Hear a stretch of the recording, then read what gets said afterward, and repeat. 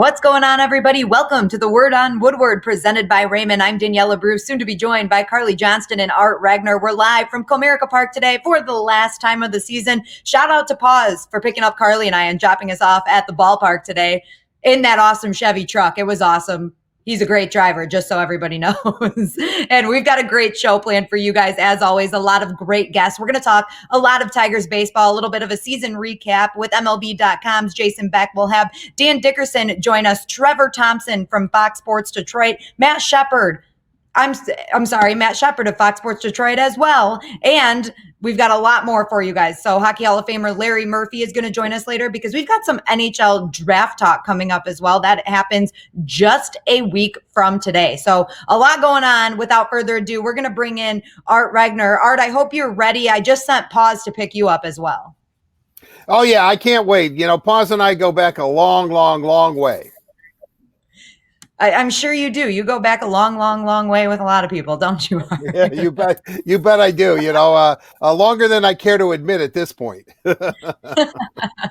Well, like I said, we've got a lot of stuff going on today. A lot of draft talk. We've got a lot of Tigers talk. So we're going to get right into the big three presented by Chevy. And the first topic of today is a Tigers update, but really, we're going to just recap the season a little bit here. It was the final weekend over the weekend. The Tigers finished 23-35 on the season. Of course, they were missing those two games that they did not get to play against St. Louis, and Gardy retired. A lot happened, Art. There's a lot of things to talk about. And like I said, we're going to talk about this all show long. So we've got a lot of time to talk about this. What I want to know from you is what your biggest takeaway is from the Tiger season. Well, I thought it was a fun season. I know it went by way too quickly, only 58 games out of 60 they played, but I was encouraged by what I saw. I thought that they were entertaining. I thought injuries really did ravage them, and I know you can't use injuries as an excuse, but, you lose Crone early and then Scope, trying to play hurt, and then he was lost for the season. And then you look at the Candyman and Willy Castro a little bit banged up here towards the end. So, I mean, they were playing, Jordan Zimmerman kind of, came back, and, Nova, we didn't see. So, I mean, it was kind of a disjointed season in that way because injuries did affect the lineup, probably a little bit more than a lot of teams, although I think your 60-game schedule, I think we expected we were going to see maybe more than our fair share of injuries just because of the nature of starting spring training, taking 4 months off, having the summer camp, and then playing competitive baseball virtually every day. So maybe I shouldn't be too surprised by that, but I was encouraged by some of the youngsters. I really was. I can see a future. I can see a foundation here. I'm looking forward to seeing what the Tigers are going to do. I'm looking forward to seeing who's going to manage this club. That's going to be a big hire, and something I know that I'm at least going to probably end up beating to death until they name a manager. But with that said, I was encouraged. I liked what I saw from Skubal.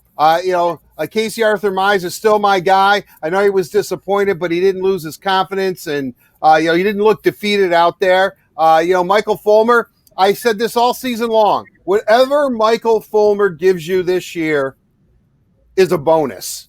Yeah, right. No expectations. He started to pitch better. He started to come out of it a little bit. I only think the offseason can help him, that Tommy John surgery, get his arm stronger. And I only expect Michael Fulmer to be better. It looks like his Spencer Turnbull turned a corner. Yeah, maybe he has. Matthew Boyd says that it was a tough year, but he's figured it out. So, and we can always speculate about when the Torque and Riley Green are going to get up here too. So, again, very short and a very long answer. I was encouraged by what I saw. The Tigers made it fun this season while they were playing. They really fell out of I know it was an expanded playoff race, but when injuries really started to mount up, that's when this team, started to lose games. And don't forget, they had a 9-game losing streak, and they were able to get themselves out of it. Very, very good, very impressive, because Tiger teams in the past, when they started to lose, unfortunately, the last couple of years, they weren't able to pull themselves out. This club was able to do that. So, again, that's encouraging. It was a very encouraging season, Art, and we're going to continue to talk about the Tigers throughout today's Word on Woodward show. Right now, we're going to move on to number 2 of the big 3, and of course, that's our clubhouse notes. The final one of the season for the Tigers. Let's bring in Carly Johnston for this one, and she's live from the D Shop right now. Carly, what's going on over there? Thanks, Danielle. Yeah, as she said, I'm in the D Shop right off of Woodward, Comerica Park. And fans, make sure you get in now because they're closing up shop for the offseason on Friday. They still have the fan appreciation sale going on right now. It's 25% off, so you can get this cool swag. I think Danielle was wearing something, and the jacket that's hanging up, I believe, still on our. There we go. It's still hanging up on our store. That's it. Love it. So 25% off. You guys need to get in because they close Friday, which I just found out. But moving on to Tigers talk, after the team's loss against the Kansas City Royals on Sunday, Lloyd McClendon spoke to the media, and when asked about his takeaways from the season, he sounded like a proud pops.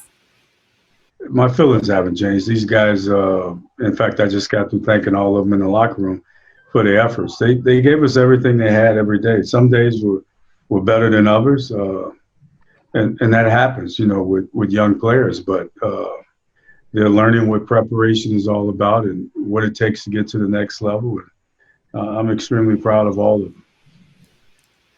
You'll love to hear it. There's nothing better than that. It's really hard to say goodbye to the Tigers baseball season, but I got to say, I'm proud of the team too. I mean, as a fan and as someone who works with them, it was very cool to see the team. It was very encouraging to see how they played this year compared to last year, even though this was an odd condensed season. It was awesome to see guys like Tarek Skubal and Casey Mize out on the mound, Daz Cameron, Isaac Paredes, and Michael Fulmer come back. It was a fun season to watch, and I've enjoyed being able to pull those sound bites and hearing the guys after the pressers all season long. So that's something I'll definitely miss. I don't know, you guys. I'm sad. How about you? I was going to say, Carly, did you just shed a tear? A little bit. I mean, whatever. I think you guys would notice. But again, I'm going to drive it home. I know.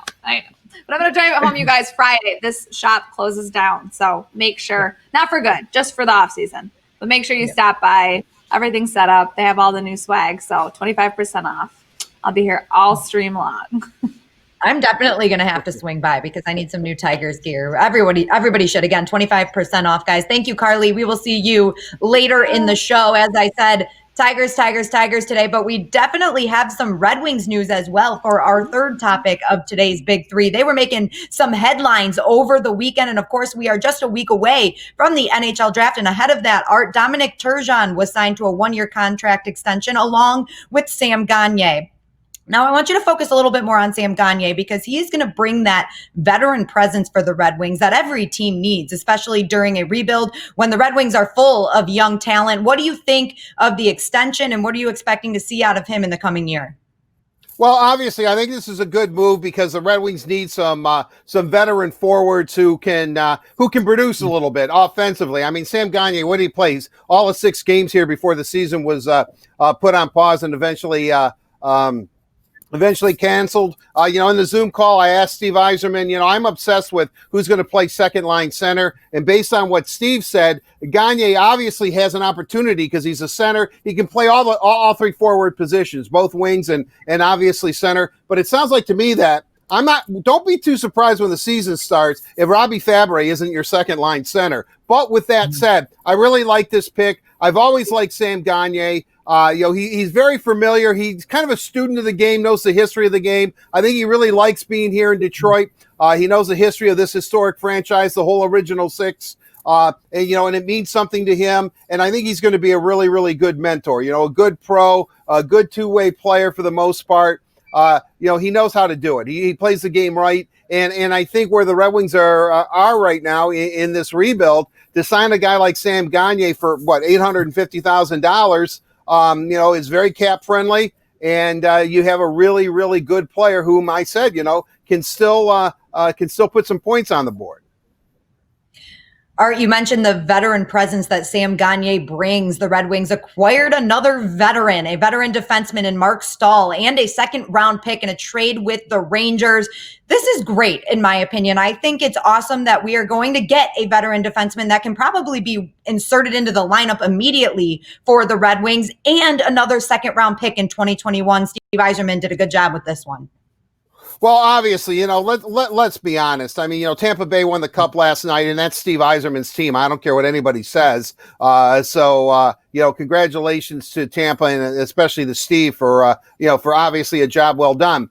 But I love this deal. I have a lot of friends, a lot of people that go to the University of Michigan are from New York City, believe it or not, and I met a slew of them. I'm still in contact with many of them. They're all Ranger season ticket holders. They love this deal. They love it from the Ranger perspective because it's a salary cap dump. They needed salary cap, especially maybe with getting Lafreniere and I don't know who else they have up. But I like this from the standpoint is that Mark Stahl, and nothing against Jonathan Ericsson and Trevor Daley, both of whom, gave everything they had to the Red Wings, were nicked up, towards the end of their career a little bit. But, Steve also said they're not coming back. Well, you bring in Mark Stahl.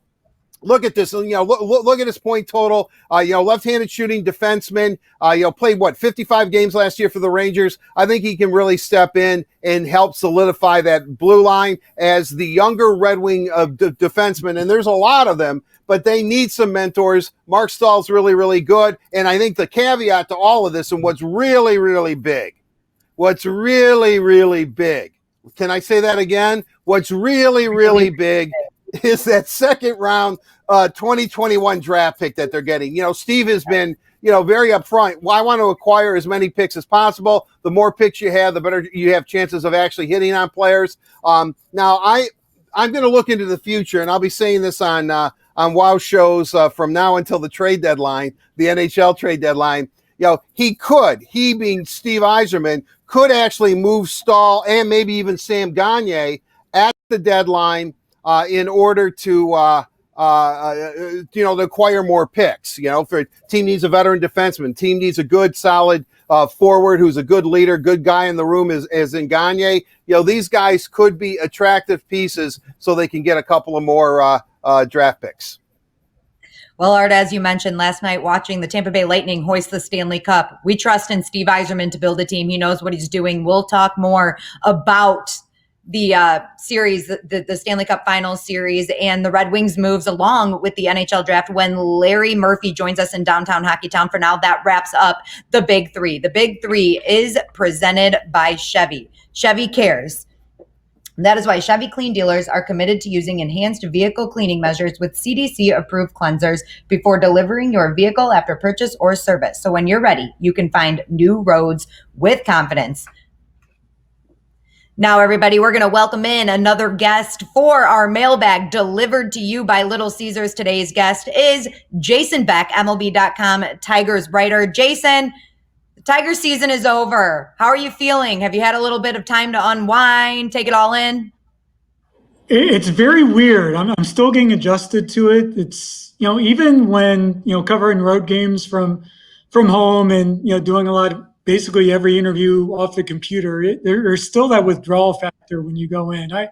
Having playoff games helps. Today kind of feels like the first day of the NCAA tournament with a bunch of games going on, a couple of them overlapping right now, but it's still different to not have a game to cover. You get so used to setting your schedule around it. It's kind of like, okay, what do I do now? Yeah, and not to mention that this season was over in what felt like the blink of an eye. Nor obviously it was only 60 games, but it felt even shorter than that. And there was more than one player, that we talked to over the weekend that said, yeah, it feels weird to be ending the season so soon. I know Scooble said that I wish the season was going on for a couple more months because I learned so much along the way. And other guys saying it's like just when you're getting into a groove, it's done. We saw Miguel Cabrera basically get out of, his some early season doldrums, and just as he had heated up what would normally be around the Memorial Day portion of the season, it's done. And, he goes into an off season, and now he's left to figure out how to carry that over into next season, next spring training. Jason, let's get to your first question of the day. It's question number 1 for the mailbag. JR from Grand Rapids asks, the Tigers made a classy move giving Jordan Zimmerman one last start on Sunday where he looked good, striking out 2 in his only inning. Do you think he is looking to retire or sign with another team during the offseason?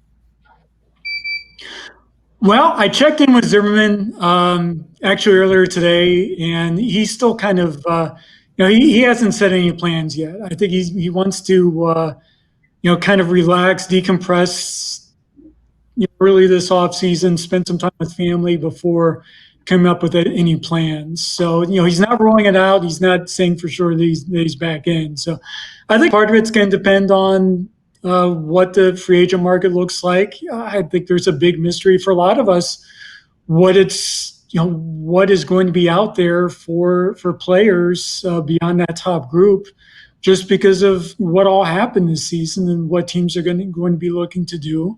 And I think too, health is going to be a huge factor with Jordan. You talk with people, and there were a lot of people who were very impressed at the work that Jordan put in to come back this season and not call it a year, and just what he was trying to pitch through, not just this season, but the past few years, between the forearm strains the last couple of years and the neck and back and shoulder issues that were bothering him even before that. So I think part of it's going to be health, and I think part of it's going to be determining what's out there for him.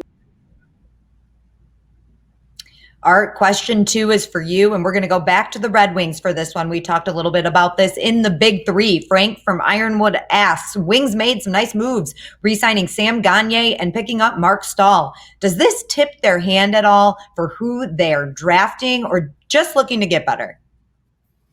I really don't think it does, to be honest. I just don't see that really being a factor. I think if we've learned anything from Steve Yzerman, that he is unpredictable. But these are moves that really make the Red Wings better. Not significantly better, but better. Again, I think Stahl is an upgrade from Jonathan Ericsson and Trevor Daley, mainly because those guys couldn't stay healthy the last couple of seasons, especially Daley. And Sam Gagner is a good, stable, solid pro and vet. So I still think it's going to come down to whatever happens on draft day. And, with Steve, God only knows. I think that he's either, let me put it to you this way, Daniela. Regardless of what he did on Saturday, I know he has his draft list. I know he knows who he's going to take at number 1 if they're available. If something happens, if the top 3 doesn't go like everybody figures, Lafreniere, Stutzel,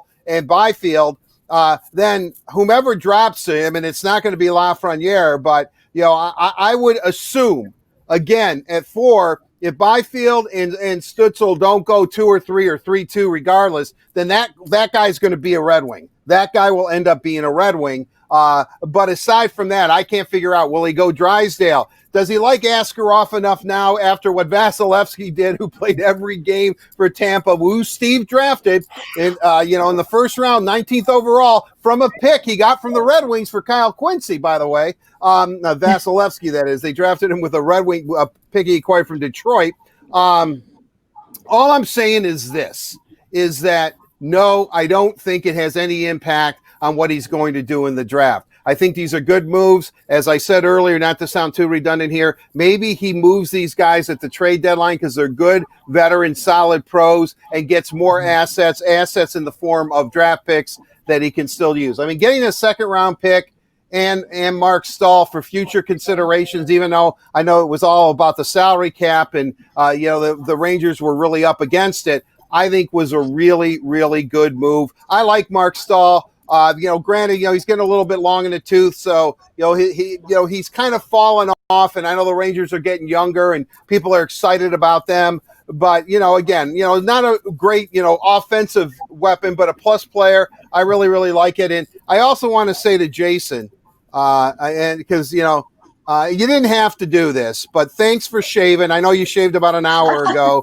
so yeah, looks really, really good. By the time this segment's over, I expect you to be in a full beard. So, well, the weather's getting colder by the day, so it's we'll have that winter beard going just in time for the weekend when it feels really cold. It's chilly today. This was the first day that I think I really needed a jacket. So Jason, get that beard ready. It'll be growing. Like Art said, it might be done by the end of the segment. So exactly. Let's move on to your third question, Jason. This is Duncan from Livonia, and he asked, the Tigers' outfield and starting pitching seems to look pretty good on paper for next season. What do you expect the infield to look like next year? Well, I think what we saw from Willy Castro, especially down the stretch, makes you believe that he's going to be a big part of it. Probably at shortstop. The defensive metrics weren't great for him, but you saw a lot of progress from where he was in his short stint last year. And I think the Tigers would like to see what he can do with another offseason to improve and work on his skills, and also to kind of work some of the defensive alignments around them, depending on what the manager and coaching staff decide to do. Besides that, obviously Jeimer Candelario is a big part of this. The question is going to be, do you keep him at first base or do you put him at third? It's going to be interesting to watch, and part of it might depend on what they do on the market. I think you're going to see some sort of corner infielder brought in.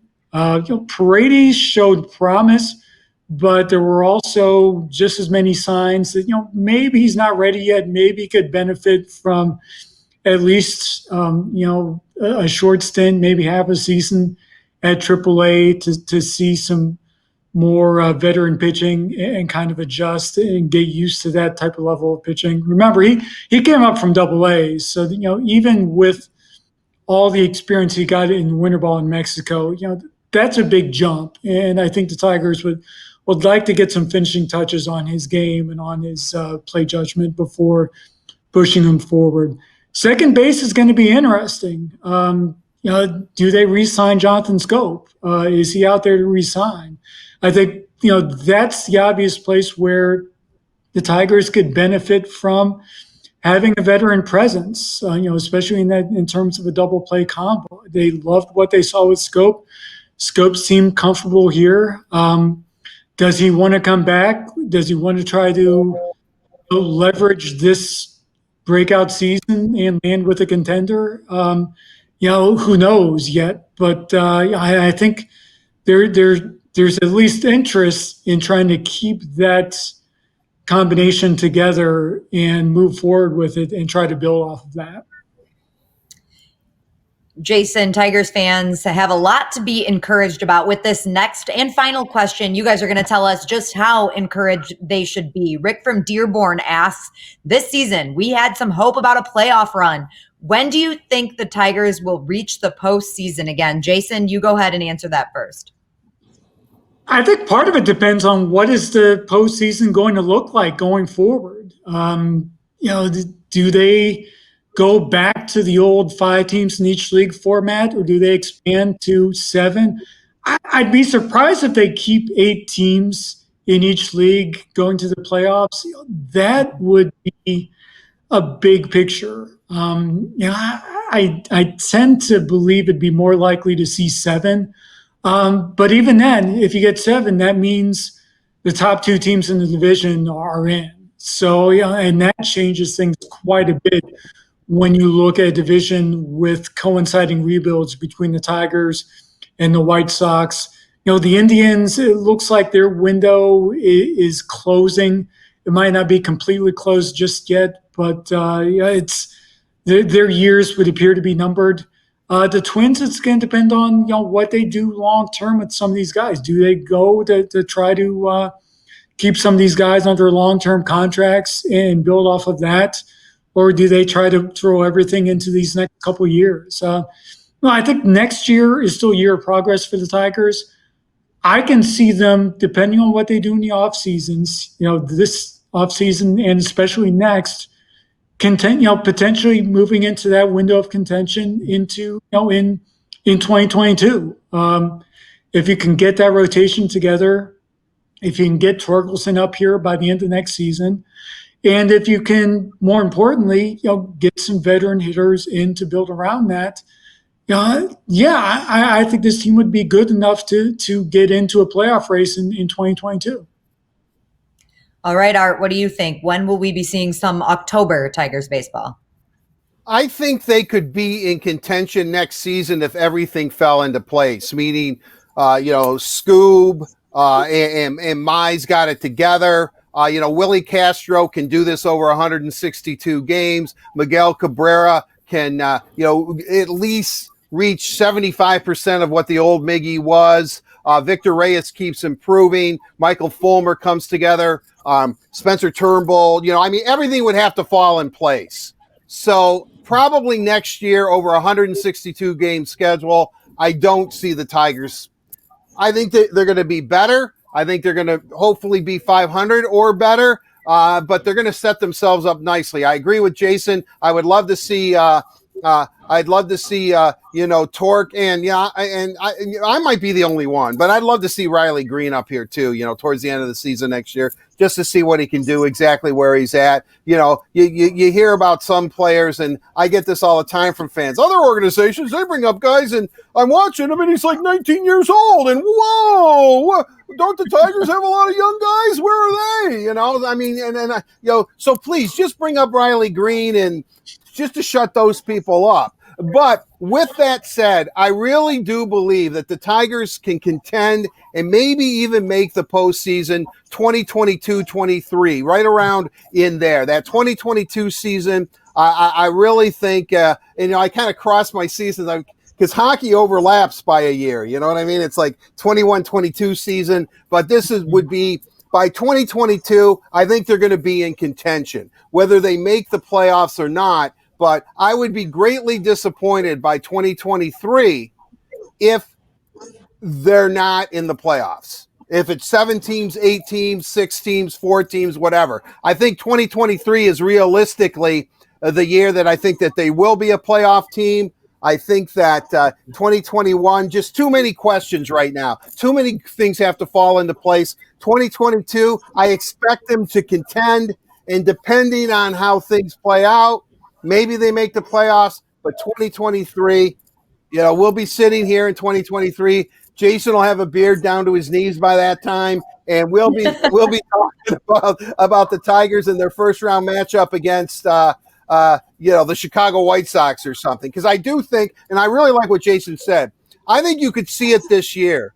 The White Sox are going to be the heavy hitters in the division, and the Tigers are going to be the heavy pitchers in this division. And it's going to be interesting to see which one of those philosophies really meld and which rebuild is better. Is it the team that chose offense, and rightly so, is probably who was available in the draft, or is it the team that went pitching like Detroit? So I'm fascinated, but I do think that eventually in a year or two, it's going to be the Tigers and White Sox that will be the class of the Central. And no diss for the Twins, because they always seem to get it done, and Cleveland has excellent pitching. And I can't figure out Kansas City. I mean, they should be in the National League with the way with the baseball that they play. But boom, that's what I think.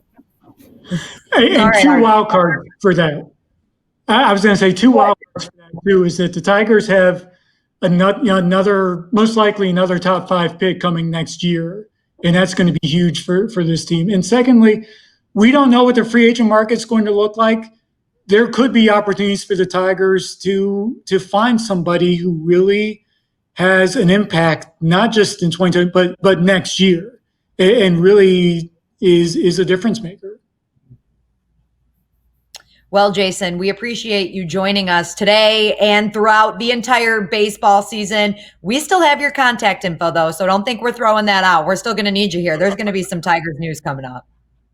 I'll keep shaving just in case, every once in a while. No, you don't have to do that. That's not a requirement. We want to see how long that beard can get. No. At least twice a day. We know you shave at least twice a day now, so. I'll see what I can do. We'll talk to you soon. Thank you. Thank you, Jason. Thank you. A big thank you to Little Caesars for delivering the mailbag. Little Caesars proudly introduces their hot and ready pepperoni cheeser. You get a large pizza topped with classic pepperoni, fresh mozzarella, and a toasted Parmesan and Asiago cheese crust for just $7. Try our no-contact pizza portal or delivery from Little Caesars. We are still going to be joined on today's show by Hall of Famer Larry Murphy for Downtown Hockey Town. We've got both of our Tigers play-by-play announcers, Dan Dickerson and Matt Shepard, joining us later in the show. Right now, Carly is going to catch up with Trevor Thompson. It's time for Catching Up with Carly, presented by Meyer. And today, I'm pleased to be joined by Trevor Thompson of Fox Sports Detroit. How's it going, Trevor? It's going a little chilly if you want the truth, but it's good. It's good to have this refreshing fall weather, I guess, as the seasons change. It's just too bad we're not at in Traverse City for Wings training camp. That would be even better. No, I keep getting the memories pop up on my phone, but I mean, let's dive in first and talk about baseball a bit, then we'll get into hockey. All right, so we know the Tigers just wrapped up their season on Sunday. This was a weird one, only a 60-game season, but what are some of your takeaways of the team as a whole? I thought they were very competitive. I thought that when you look at some of the players they've got coming, there's a sense of light at the end of the tunnel. There's an excitement around some of these young players that the Tigers have. You look at what Tarek Skubal was able to do this year, and it was very impressive on them. Get excited about that. Casey Mize, you get excited about the glimpses of brilliance you saw from him, although I think we all would agree, and he would agree as well, that he would like to have had some better numbers across the board, but it's exciting to watch him. And then you see what Willie Castro was able to do. You get excited about his future, and Harold Castro's as well. And then in the bullpen, you see a guy like Brian Garcia, a former college closer, showing he can close. And then you've got a Gregory Soto who shows he's got some back end of the bullpen stuff working for him. And then you see Miguel Cabrera have a resurgence like he did at the end of the season. Nothing but excited for spring training to begin. Okay, so now that we got an assessment of the team as a whole, I want to dive into some different areas on the team. First, the starting rotation, which was not very strong this season. What do you think the issue was there? Well, certainly you want your ace of the staff, Matthew Boyd, to have a better season than he did. He never really seemed to be able to get into a rhythm, the rhythm that we've seen from him. He was searching all season long, it seemed. So you want to start right there. He needs to be the leader and the ace that he wants to be, and the guy that you kept him around to be, and help lead some of these younger guys. So you start right there off the hop. But then you look at a guy like Casey Mize. When he came up, he showed that he's really got some great stuff, but he struggled learning how to put it all together at the big league level. So you see where he's at on the learning curve right there. And you would hope that he can take some steps in the offseason to perfect a couple of his pitches and get them to work at the major league level and learn how to use them against both lefties and righties at the plate. Spencer Turnbull, you've got to be happy with what you saw from him in that starting rotation. He led the team in wins. He certainly showed some growth, but he has to, because he's past the age of a prospect now. You need him to be a solid middle-of-the-rotation guy, and I think that he proved he can certainly be that. But when you look at the young guys coming up, you look at a Skubal and what he was able to do, you can be nothing but excited for this kid. He's got an electric arm coming from the left side with gas. There's a guy that could be a front-of-the-rotation guy. You see it right now. You just can't wait for that guy to develop. So in that starting rotation, you need to come a couple of your veterans to step up a little more, but you're excited about what the youth is going to provide. Okay, so let's touch a little more on the big league debuters, Tarek Skubal and Casey Mize this season. Are these players that we'll be seeing for years to come? We're in the All-English D. Oh, absolutely. These guys are going to be front-of-the-rotation guys, possibly future all-stars in this league, and certainly household names, and people are going to pay to come out and see them here in the city of Detroit as they continue to grow. And Tarek Skubal, this guy, he's just electric, and for where he was taken in the draft, I think you certainly got great value out of him. And Casey Mize, when you take a kid like that at the top of the draft, you're certainly excited about what he's got talent-wise. It's just a matter of getting it out of him. Him developing that confidence at that level and finding out how his stuff can play at the big league level. And when we went over the starting rotation, we're certainly remiss to not mention Michael Fulmer coming back off of that knee injury and the Tommy John surgery. Baby steps. So it was good for him to have a short season to get himself worked back into the mix. Two more guys who made their big league start. We had Daz Cameron and Isaac Paredes. Do you think this is the future core group of the Tigers? They simply have to be a part of your future in order for this rebuild to be successful. And I think they showed that they can be with what we saw from them this year. Paredes came up, immediately started swinging a hot bat, played a very solid third base for you. And then Daz Cameron came up. It took him a minute to find his footing, but once he did, he took off. He looks like a big league player at the plate and in the field.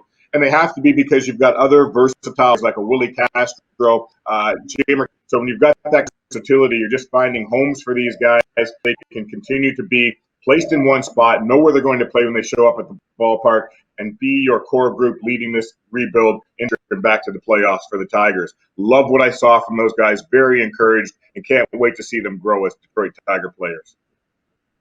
Love it. Okay, now I need to know to wrap up this Tigers question. How the season is over. Can you tell me who is your Tigers' A, Rookie of the Year, B, Most Improved Player, and then C, MVP? Rookie of the Year, I'm going with Willy Castro. As far as your MVP goes, wow. The way he wound up the end of the season, I've got to give it to Miguel Cabrera. He led this team. He was the veteran to be. His bat heated up, and he showed that he's had a bit of a resurgence. And I think that is what you need from a guy that you're paying that kind of money to, first of all, but that he is Miguel Cabrera, and he showed up to be Miguel Cabrera at the end of the year. And I think if you're looking at most improved player, Victor Reyes, for me, is now a linchpin, a guy who can play center field for you if Jacoby Jones isn't going to be healthy, but he certainly has one of those outfield positions locked down. But from a Rule 5 player to a guy you put at the top or the middle of your lineup each and every night, that's my most improved player for the Tigers, Victor Reyes, this season. I love it. Okay, now switching gears to hockey. Next week, we have the 2020 NHL Entry Draft with the Red Wings at pick number 4. What do you think fans can expect out of Steve Yzerman? They can expect a very solid pick and a guy who is going to be a part of the future of the Red Wings in a very big way. There's a lot of talent at the top end of the draft right now, Carly, and Steve Yzerman is a great talent evaluator, simply one of the best talent evaluators out there. When you look at some of the draft picks he made and some of the guys he found on that Tampa Bay Lightning team that just won the Stanley Cup, he gets credit for that. He brought those guys to town.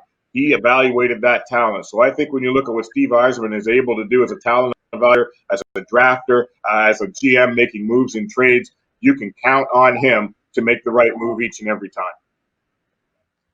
Yes, and it gives you hope seeing a team like the Tampa Bay Lightning, who Steve built, win the Stanley Cup. And as Coach Blash says, you got to trust the process. So exactly. I understand you, Ken Daniels, Art, and Ken Kale were part of a draft preview special with John Keating. Where can viewers watch that now to hear a more in-depth breakdown of this draft between you guys? That was certainly a lot of fun, and that's going to appear on Fox Sports Detroit. In that panel, Art Regner brings his energy, Ken Daniels brings his knowledge, and certainly John Keating brings what he brings every night. I just sat back and observed, but that's going to be a lot of fun, and a whole half-hour special. And we also take you inside the Red Wings front office and the brain trust, and you hear from Sean Horkoff, and you find out it's not only about this draft, but the players in the system where they're at right now, and that's valuable information Red Wing fans are going to want to get as far as him breaking down who's coming next and where they're at on their learning curve as far as NHL prospects goes. Well, it's been awesome talking Tigers and Red Wings with you. Can't wait for the draft, and I can't wait to hopefully see you soon. Thank you so much, Trevor, for joining me on Catching Up with Carly, presented by Meyer.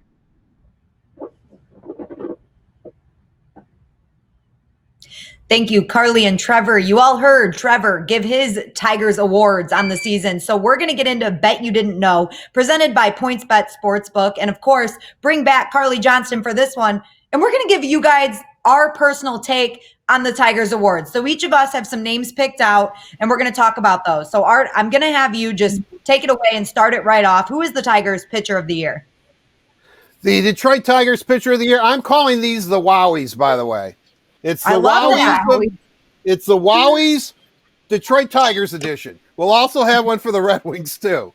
And so the first Wowie, the category is pitcher of the year. This was a tough one. There were a lot of candidates that could do it. Do you give it to Michael Fulmer for coming back from Tommy John surgery? Do you give it for Tarek Skubals, who actually got better? You know, there's one loss. His numbers weren't so great, but the guy had 37 strikeouts and only 11 walks. Or do you give it to a guy who was like 3-17 last year? A guy who is a little bit emotional, needed to calm it down, and he did. He became very calm, very serene. Did not let it get to him unless Lloyd McClellan told him to intentionally walk somebody. That was a little dicey. But aside from that, my pitcher of the year with the Wowies, who wins the first ever Wowie? At least it's my vote. I don't know who you two are voting for. I have to go with Spencer Turnbull, pitcher of the year, 4-4, ERA at 3.97, under 4, 51 strikeouts, only 29 base on balls. That ratio's got to be a little better, Spencer. Come on. But the most important thing, he only gave up 2 home runs all year. That's pretty major. That's pretty good. Mm-hmm. Going back to Scooby gave up 9 home runs this year. You know, Spencer only gave up 2. So without question, the Wowies, my Wowie for pitcher of the year goes to. I wish I had something to present.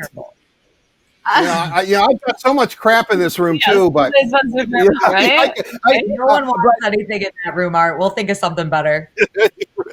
Really, you get a new cleat. Where did that just come from? I just got a new pair of Skechers. You know what's really good about this? Trevor Thompson on our Fox show. Yeah. That we did. He was wearing essentially the same shoe. This is a slip-on. It has no. Love it. All right. Before we get too far into the Wowie goes to Spencer Turnbull. Congratulations, Spencer. You're the pitcher of the year, regardless of what Daniela and Carly say. Look at that. Spencer Turnbull. Opponent average only 226. There we go. My pitcher of the year, the first recipient of the Wowie. Turnbull moments now. Look at him. So calm, too. So calm, cool, and collected. Boom. Okay, Carly, we're going to move on to our next category. And, I do have to say this, too. We're calling this the Wowies. Art, you could be a presenter at maybe the Emmys because those people that get up there have a prompter, and you just did that off the dome, no prompter. I'm impressed. I probably hire you. Yeah, when you're quarantined and all you do for the last 6 months is put on like 40 pounds, you got a lot of time to think. So I hear the Wowie come to me, and I just get the inspiration. So I'm really into it. I love the Wowie, by the way. I love this. I'm glad that we're doing presenting it. Skills are because my turn. Yes. Okay. She gets to talk about the rookie of the year. Go ahead, Carly. All right.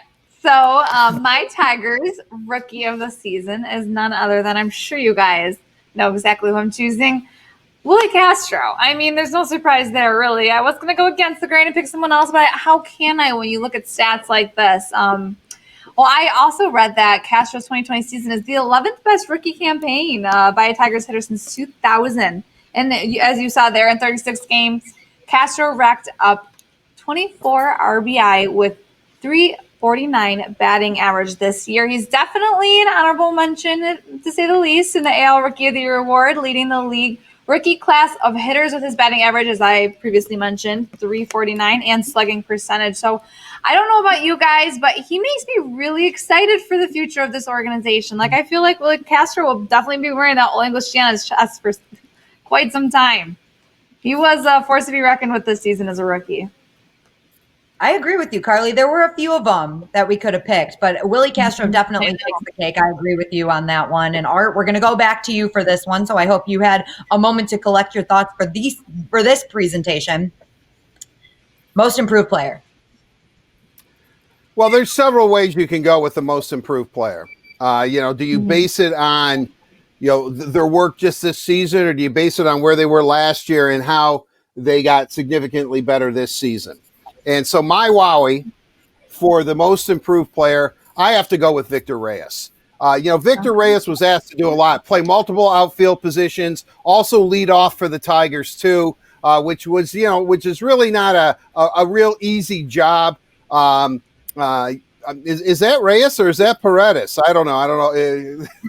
But anyway, it is Victor Reyes for the Wowie. I think while he's wearing 42, that was Jackie Robinson Day. So, maybe it is him. I mean, him and Paredes then look a heck of a lot alike. But I would say that it's Victor Reyes, 277 average, 4 home runs, 4 runs batted in. But remember, he's also the leadoff hitter. So, so his power numbers might not be there. On base percentage of 706. I just think that as far as a Rule 5 guy, I think that without question, Victor Reyes is the Wowie, gets my Wowie for the most improved player on the Tigers this year, especially what he had to do. Leadoff is not an easy position. It's just not. So, Victor, all right, Art. Well, I like that pick. Yours. I like that pick. We're going to move on to our MVP. All three of us are going to give up our MVP of the season. Okay, Carly, you kick this one off. I mean, I feel like you guys already know. If I could, I would say Ron Gardenhire. As you guys know, I'm his #1 fan. But players, Jeimer Candelario, man, the Candyman.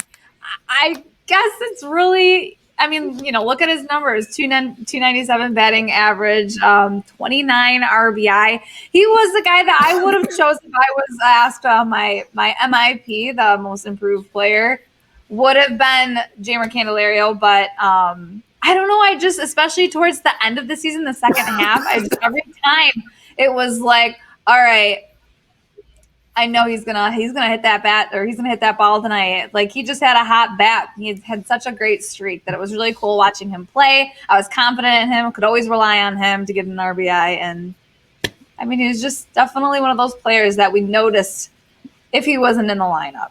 But it would have been cool to see some players like Scope, Goodrum, Crone to play a full season. I think maybe, I'm wondering if our answers would be a little different, but Candyman. That's my MVP of the season. Daniela, I'm curious to hear yours.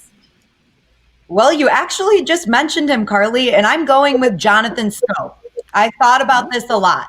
Okay. And Miguel Cabrera, which Trevor Thompson said was on my list too. And so was Jeimer Candelario. But I ultimately went with Jonathan Scope. He had a batting average of 278, OPS of 799, 8 home runs, which is second on the team only to Miguel Cabrera, who had 10, and 23 RBIs. Now, at the end of the season, I should say his season, because his ended a little bit early, he had a very rough streak. He went 2 for 21 in his last 7 games. But during that 7-game period, in the second game is when he got injured. He took a pitch off the wrist. So it ended up being the injury that put him out for the rest of the season. But really, I think the thing with Jonathan Scope is that he did exactly what he was supposed to do for this Tigers team. He was an off-season pickup for the Tigers last season, and he did exactly what they wanted him to do. They wanted him to fill that spot of being the veteran presence, and hopefully he would have some production on the field. And he did. He had a ton of production. And like I said, that last 7 games wasn't very good, but we did have that injury in there. And the one thing that I can say about Jonathan Scope is that you noticed when he wasn't in the lineup at the end of the season. And I would never say that because Jonathan Scope wasn't in the lineup is why the Tigers didn't finish the season as strong as they started. But I definitely think his presence was missed, not only in the batter's box, on the field, and in the dugout. Of course, he really just brought that presence there. He was that veteran guy. He was a leader on that team. And like I said, you could just sort of feel his absence. So all the talk about Jonathan Scope coming back, I really hope that happens. I think he was a great addition for the Tigers this season. I agree. I know that's something like, it's surprising that you said Jonathan Scope, because that's what I was saying. It's like, wouldn't my answer have been different if he never got injured? But I think that's a really good MVP choice. I like that, Daniela. Art, you get to wrap things up for us here. Let me give you a little drum roll. Thank If you. my laptop falls. First of all, I think I've created a panic in the control room. That was Victor Reyes, that picture, I guess. His profile looks nothing like he looks full face. I thought it was Isaac Paredes. I stand corrected. But with that said, I will say this. This is a tough one because my art factor or my X factor was Miguel Cabrera to end the season. And so, unfortunately, Miggy, you cannot be the MVP this year. You're not. Out of your illustrious career, I know you're going to be a little bit miffed that you didn't get one of the very first Wowies that we have awarded. And as soon as we figure out exactly what the trophy is, you're going to be very, very envious, I'm sure. But with that said, there's several ways to go here. But really, when you really look at it, the MVP of the Tigers, the most consistent Tiger, a Tiger who had as a switch hitter, played shortstop, still needs a ways to go at shortstop. But, some of those air balls that he was throwing over to first, it was like, it looks like an unforced error that a tennis player hits the ball that goes, straight up, or a golfer shanks it or something. So obviously I'm talking about Willy Castro. MVP here, Art. Well, I'm just saying. Offensively and batting, he has it down. It's Willy Castro. 349. Look at that. The OPS of 932, 6 homers, 24 runs batted in. He leads the Tigers in batting average this year. He's playing short. He's a switch hitter.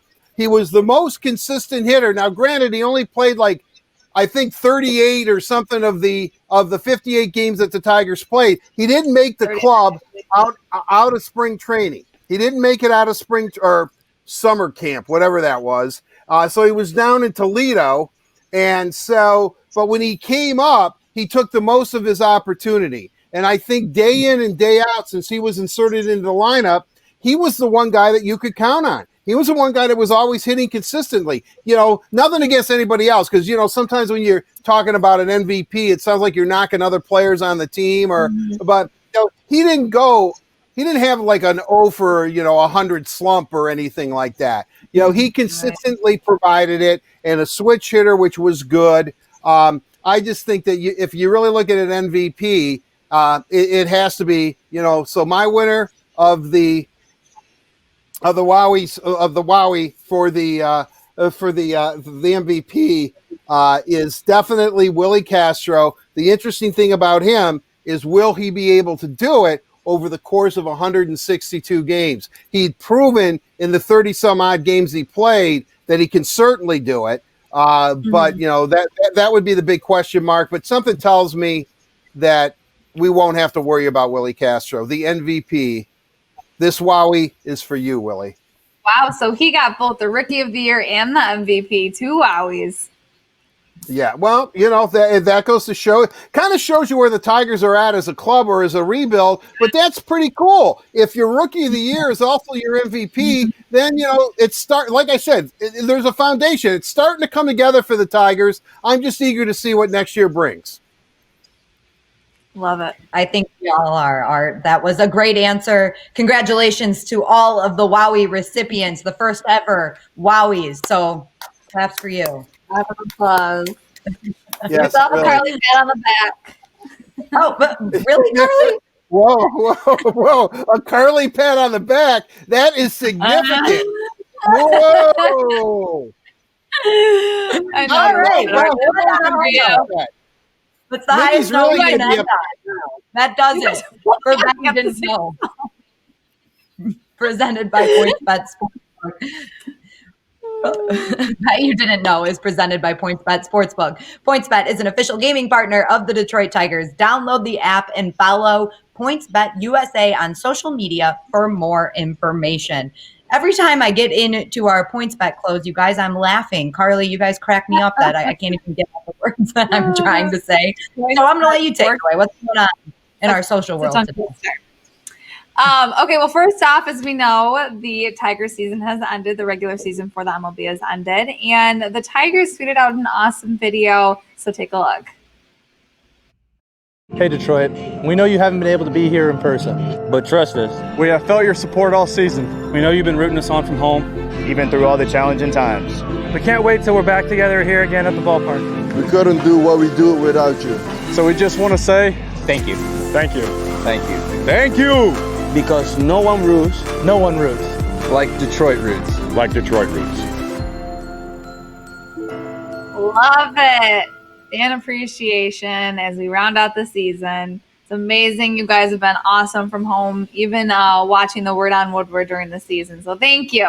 Moving on to, I guess I can kind of say the Red Wings side of things. It's none other than Ken Cal's birthday today. So we wanted to wish a very happy birthday to our favorite Ken Cal. We love working with you. You love to see it. Wishing a happy birthday to the People's Announcer, Mr. Ken Cal, DRW. So hop on Twitter and go wish him a very happy birthday. And on Twitter or on Instagram, Facebook, whatever, wherever you're watching from, make sure you're sending in questions that we can answer later on in the show for Let's Socialize. Until then, Daniela, back to you. Thank you, Carly. And a big happy birthday to Ken Cal, of course. And with that said, we'll get into Downtown Hockey Town, presented by Labatt Blue Light. And we have something very exciting going on for Downtown Hockey Town right now. As we know, the draft is only a week away. The NHL Draft, the Red Wings have the number 4 pick. And we've got to talk about some of those prospects that are available for the Red Wings to take at number 4. So courtesy of Labatt Blue Light and the birthday boy, Ken Cal, check out these 2 prospects. It's time for a Word on Woodward prospect profile presented by Labatt Blue Light. As we look ahead to who the Red Wings are picking 4th overall, we're going to look at the top-ranked defenseman and goaltender available in Jamie Drysdale and Yaroslav Askarov. Jamie Drysdale of the Erie Otters is the consensus top defenseman in this year's draft class. He averaged nearly a point per game in the OHL, but the top skill the scouting charts mention is his elite skating ability. Otters coach Chris Hartsburg says Drysdale has the great ability to make plays and think the game. His feet are dynamic. He can lead a rush and be the first guy back due to his skating. These skills led to him being a rare 17-year-old to make the under-20 Team Canada squad that took the gold in this year's World Junior Championship. NHL Central Scouting lists him as hard to beat in his own zone, uses an excellent stick, intelligent positioning, and angles to defend, while comparing him to another defenseman drafted with the 4th overall pick in Colorado's Cale Makar. While Drysdale is the likely top pick on the blue line, Yaroslav Askarov is the best prospect in the blue crease. NHL Central Scouting had the right-hand catching Askarov ranked number 1 among international goaltenders all of last year. Their scouting reports note him as a tall, athletic goaltender who likes to stay upright. High hockey IQ, quick, involved, active, and very mobile. Corey Pronman of The Athletic says Askarov is one of the best goalie prospects I've seen as a first-year draft eligible. Even with the high ceiling most scouts see from the Russian netminder, the big question is, how high could Askarov be drafted? TSN draft analyst Craig Button compares Askarov to the Canadiens' backstop Carey Price. Price might be a telling comparison for the Red Wings because drafting Askarov at 4 would make him the highest drafted goaltender since Carey Price was taken 5th in 2005. Should the Red Wings look to bolster the blue line or goaltending in this year's NHL Draft? Let us know which player you'd like the Red Wings to take with the 4th overall pick, and tune in to Red Wings social media for the latest information leading into the NHL Draft on Tuesday, October 6th. There you have it, guys, your top defensive and your top goaltending prospect for the upcoming NHL Draft. Who better to talk about a top defensive prospect than Hall of Famer, former Red Wing, Larry Murphy. Larry, we're going to get right into this because it's fresh in everyone's mind. They just saw Jamie Drysdale and got a recap courtesy of Ken Cal. Jamie Drysdale, he's said to be a number 1, if not a number 1, a really good number 2 defenseman, and he's only 18 years old. Larry, what does that say about the type of talent that this kid has? Well, he's a guy that does have a lot of talent, skates very well, as we saw there. That piece that Ken Cal put together gave you a good example of just how effective he is offensively with the puck. Items that you don't really see in those highlight reels is his poise, his good decision-making on the ice. He's a defenseman that He's not going to force the play when it's not the right time. He's a guy that's going to lay back, read the situation properly, thinks the game really well. So those are things that make him appear to be the obvious choice for the Wings if they're going for a defenseman. Now, I'm going to muddy the waters a bit here. We got Jake Sanderson with the USA team development team, a very similar player, and a lot of people think very comparable. So yes, Jamie Drysdale, if he's available, and Wings are going defenseman, because what you do in the draft, especially when you pick early, is you pick the best player available. If I think Drysdale's the best player available, Eisman's going to pick him. But if we're talking about defense and the guys that are going to go early in this draft, it's him and it's Sanderson, the USA player. That, the Wings have had an opportunity to see quite a bit just because he's just down the road in Plymouth. Yeah, Larry, that's a good point. Size really doesn't matter as much. I mean, Drysdale's like 5'10" and a half or 5'10" and 5/8 or something, and Sanderson's over 6 feet. So he's a little bit bigger, but the one thing that I keep reading, and I was a speed demon when I used to skate all the time, but I was kind of the up and down kind of guy. Is that they talk about what makes Jamie Drysdale stand out among everybody else as an elite skater is his edge work. His edge work is incredible. He has great edges. What exactly does that mean, Larry? Do does that mean he's just able to glide, or when they talk about somebody's edge work? Well, edge work, that's basically edge work and skating goes hand in hand, Art. It's just people are getting pretty fancy. They're calling it edge work. He's a guy, you describe his skating. Hey, let's keep it simple.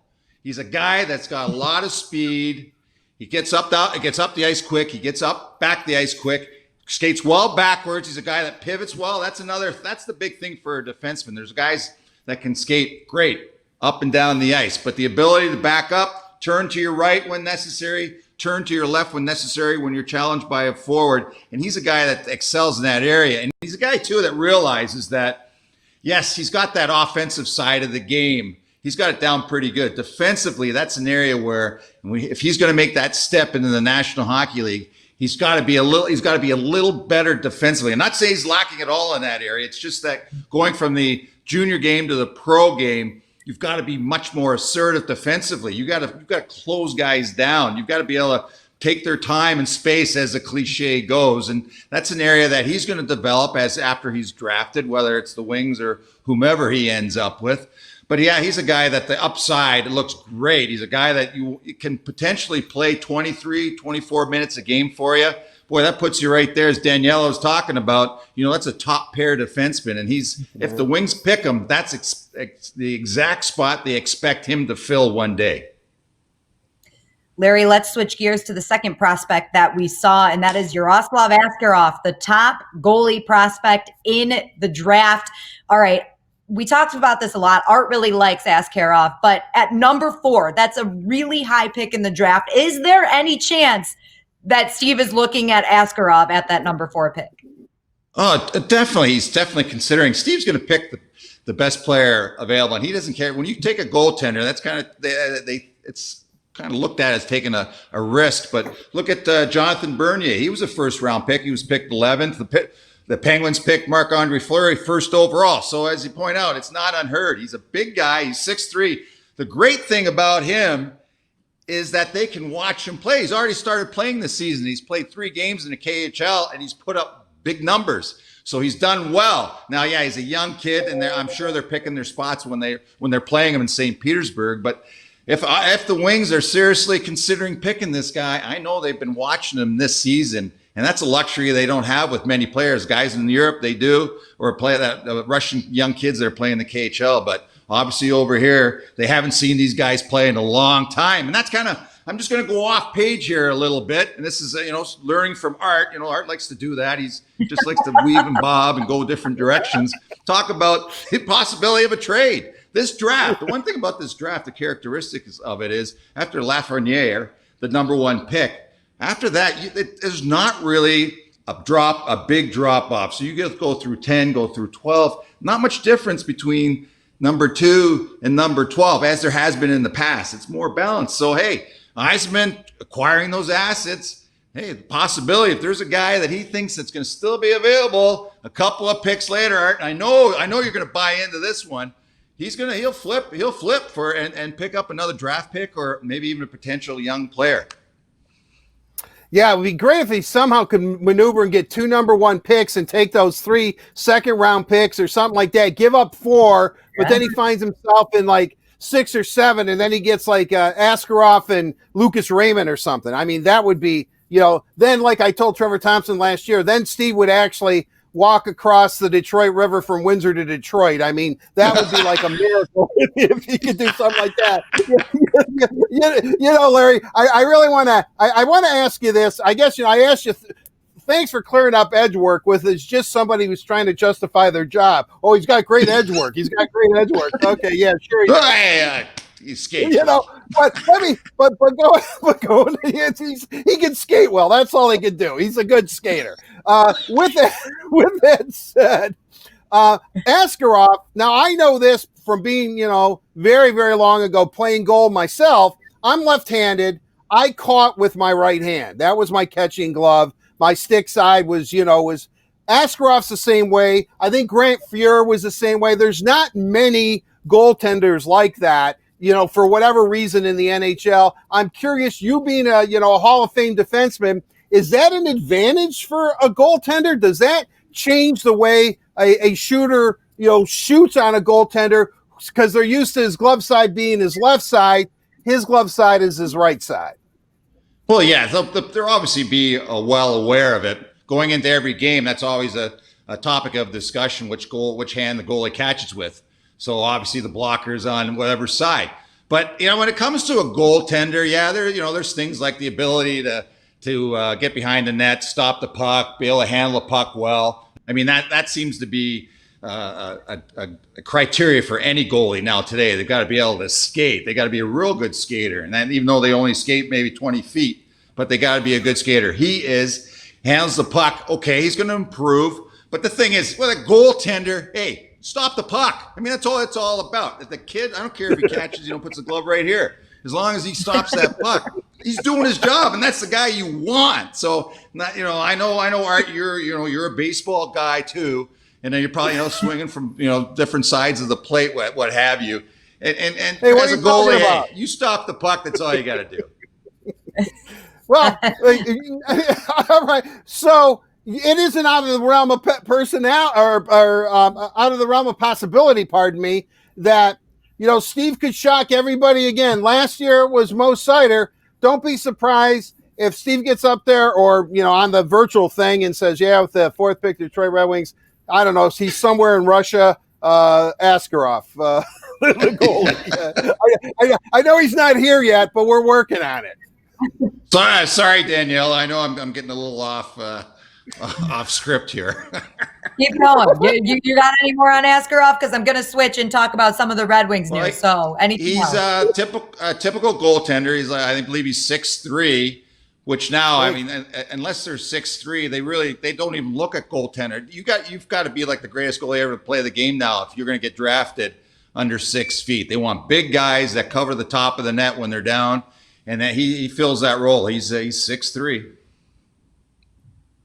All right. It could be interesting. I don't think he's going to do it at 4, but you never know. I'm interested. I'm very interested to see what happens in this upcoming draft.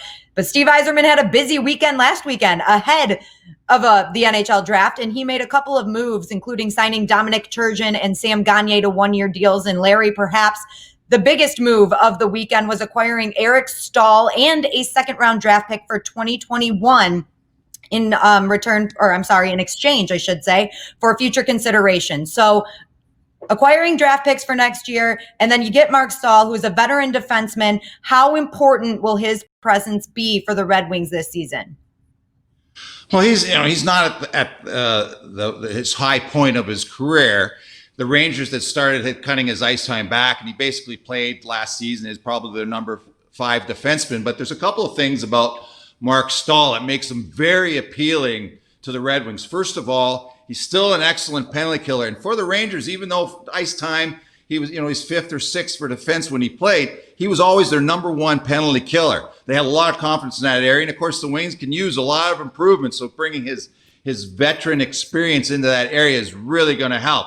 And in the dressing room, a great leader. He wears the A. It's no fluke why he wears it. And he's worn it. I think he's worn it for 10 years with the Rangers. He's a real leader type guy. So for the defense, I mean, if Seider shows that he's ready to make that step this season, boy, he's going to be a great example for how to act, how to carry yourself as a professional hockey player, and how to approach the game competitively. So, yeah, I mean, this might be an opportunity for Stahl to regenerate his career. He might, he's 33. He's still, last year he's playing 17 minutes. He comes out. This is a huge opportunity for him. He comes out with the Wings, plays great. Then all of a sudden say, hey, he's at 20, 21 minutes a game, and boom, his career's back on track.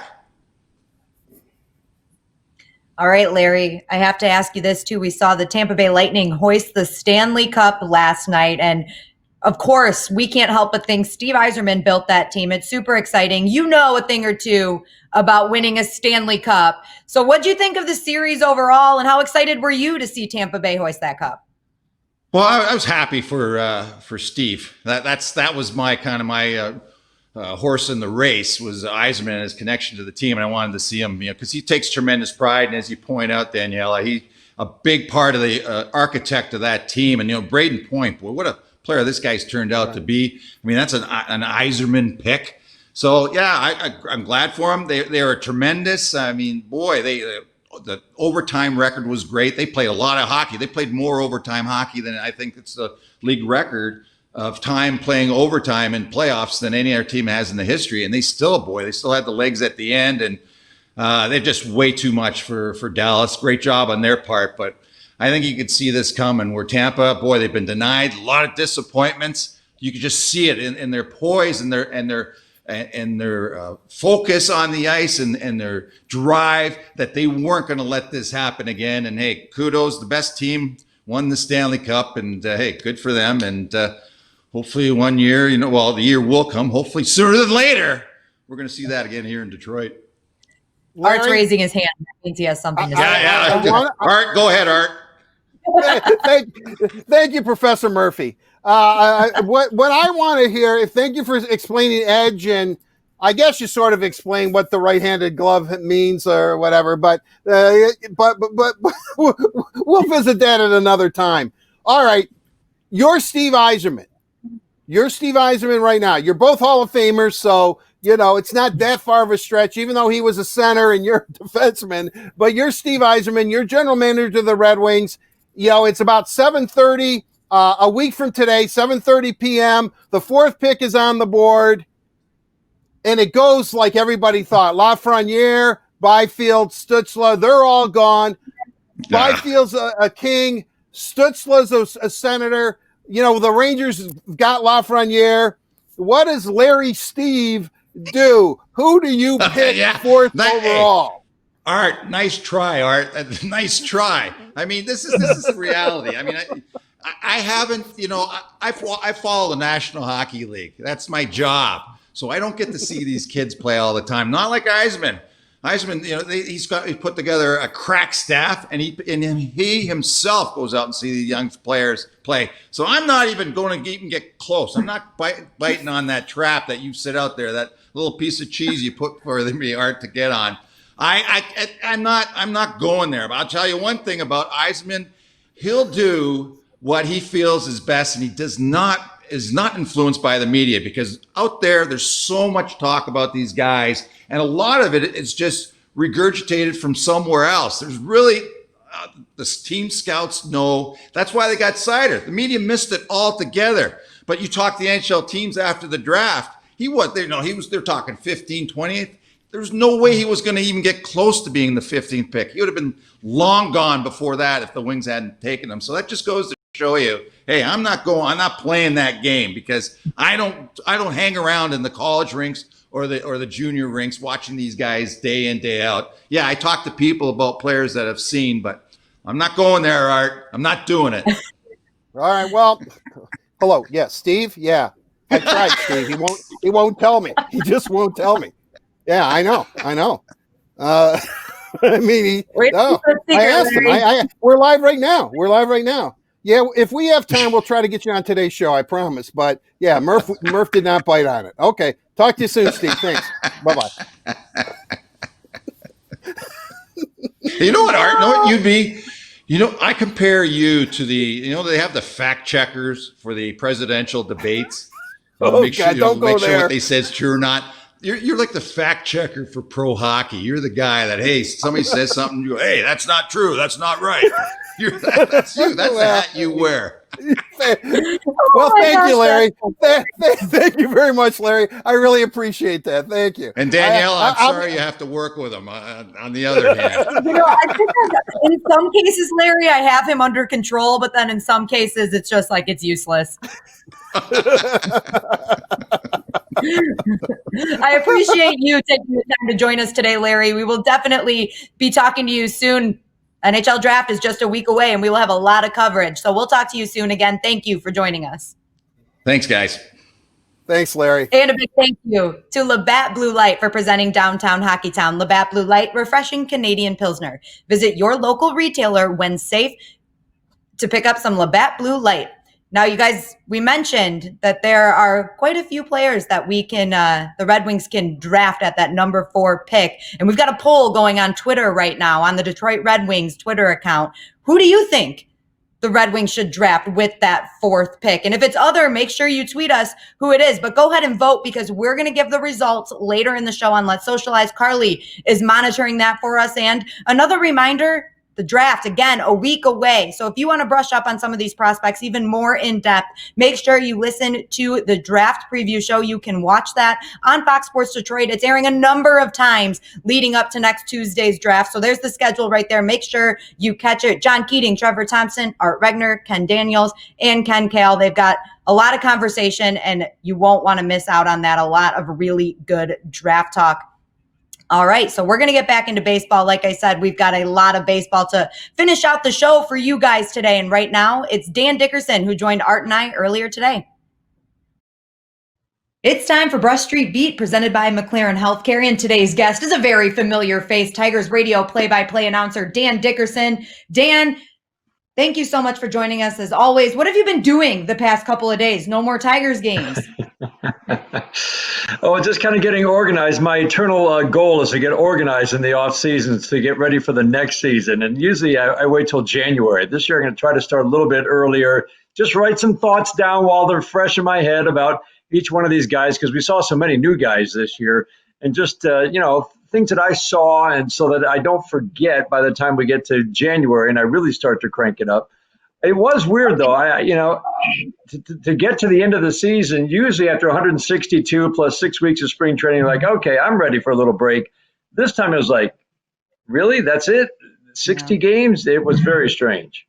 It went by really fast, and I'm glad we got you while all of this is fresh in your head, Dan. So maybe you can start with this interview and keeping your thoughts organized. We'll start with the question, what are your thoughts? What was the season kind of recap for the Tigers? How do you feel about everything moving forward? I look at it a couple different ways. First and foremost, this organization was probably hurt more than most with no minor leagues, because you've got a top 5 farm system by several estimates in national rankings of farm system. The Tigers are as high as 2 in the MLB pipeline rankings, and you did not have a chance to develop some key pieces that are going to be here in a few years. And that's really kind of one of the big stories of this year. So having said that, the guys who did come up and got a chance to get some major league at-bats or major league innings, this year is going to be invaluable for them. Start with Skubik, start with Mize. I mean, those 2 guys got some valuable innings. How many innings they'll get next year, who knows? Skubal looked great. Mize did not look as good, but the stuff is there. This kid did a lot of learning, and he'll take that into 2021. Willy Castro showed that he can certainly hit at the major league level, but I would also caution, all Tigers fans realize that these are very small sample sizes. We knew that everything would be in a 60-game season, so we think Willy Castro can hit, maybe not at a 340 clip, but also remember that Luis Robert had about 130 plate appearances. He was great, and then he really tailed off as the league adjusted to him. So just that little cautionary note, trying to make too much of a great rookie season for Willy Castro offensively. But it was terrific to see him come up and perform. Will he be the shortstop in the future? I think that still has to be decided. Isaac Paredes got 100 at-bats this year, and that's a good thing. Willy Castro got the same last year, didn't do a whole lot with them, showed this year that he learned from them. You've got Daz Cameron showing that he's absolutely a major league right fielder and that he could make an adjustment after a 1-for-27 start, finished 10 for his last 30. So you definitely saw some of these young prospects showed they could play at the major league level. The pitching side of the equation obviously was a real weakness this year, but I do think Skubal and Mize will be in that rotation to start next year. I do think Spencer Turnbull made some strides this year. He just really, for him, it was about getting that command back at the end of the year because he's one of the tougher pitchers to hit in the American League. Tough year for Matt Boyd, but he says he learned from it, and he's still got the 3-1 strikeouts to walks, and I think he still will be a big piece in this rotation going forward. So there are definitely some pluses. The talent is coming, but the weaknesses that were exposed, this is an offense that had the fewest walks and the most strikeouts, and that's where you really have to start when you talk about improving the offense next year. You have to find some bats to add to this lineup, which is going to still be very young for next year. Dan, let's look at Miguel Cabrera for a minute here. Like you said, there's a lot of young bats on this team, but we still have one of the best hitters in baseball in Miguel Cabrera. And during this 60-game season, he had 10 home runs, which led the Tigers. And he showed some flashes of a very youthful Miguel Cabrera. Did this season give you a new outlook on what Miguel Cabrera may have left in the tank? I mean, he even said he at least wants to play out the rest of his contract. It's a great question, and it does affect, because when he's hitting, it affects the whole lineup. There's a ripple effect up and down the order when Miguel Cabrera is hitting, like we saw really just for the last week. So I look at his season in a couple of different ways. In the spring, as we've talked about, he looked like, because of all the hard work he'd done in the offseason, he was going to get back to more Miggy-level performance. I don't know, 850 OPS or better. I really believe that. I saw those 2 home runs against Garrett Cole on a day when he was throwing 97 in spring training, and I thought, he's back. Then we didn't see it, but I think the 4-month layoff really did hurt him. So as you look at this season, there was a 35-game stretch where Miguel Cabrera had 3 extra base hits. He was cheating to get to the fastball, vulnerable to sliders, wasn't hitting either. Then in that last week, here are the positives I saw to Miguel the last week. He's now turning and pulling 97, 98, 99 mile-an-hour fastballs. 3 different pitchers, 3 different occasions. Extended another at-bat by fouling off a 97 mile-an-hour fastball. He wasn't doing that at all until the last week of the season. I thought that was a very good sign. And then he was punished the mistakes. A couple of sliders that hung in that game in Minnesota absolutely punished those balls. So to me, those are the good signs. You have to look at 4 years now of a certain level of production and say the history being your guide, likely that's the level going forward, an OPS around 750. I still think it's in there. I still think this year he was affected more than most by that 4-month shutdown. And I still think he can get back to a higher level of performance based on what we saw in that last week. But I think we'll kind of get a feel much earlier next year in spring training if we see some of those swings. But it's all about getting to that fastball, being able to hit the good fastball. And he showed he can do that in the last week.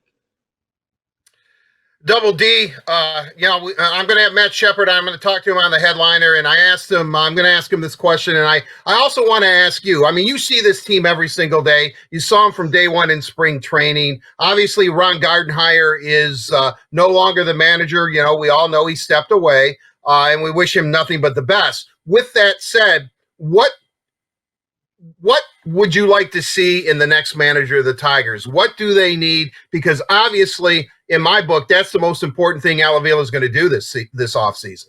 You're absolutely right. You're absolutely right. I would think, I don't know, watching the new managers come and go, I mean, you need a certain level of personality. That's how I put it when you look for a manager. Why is that important? I mean, the Ron Gardenhires of the world remind you that ability to connect with your players, understand what makes each one tick, how to reach them, how to give them a pat on the back one day or kick them in the butt the other day. I mean, knowing all those, knowing the timing of your message, all those things are important. Every candidate knows the game.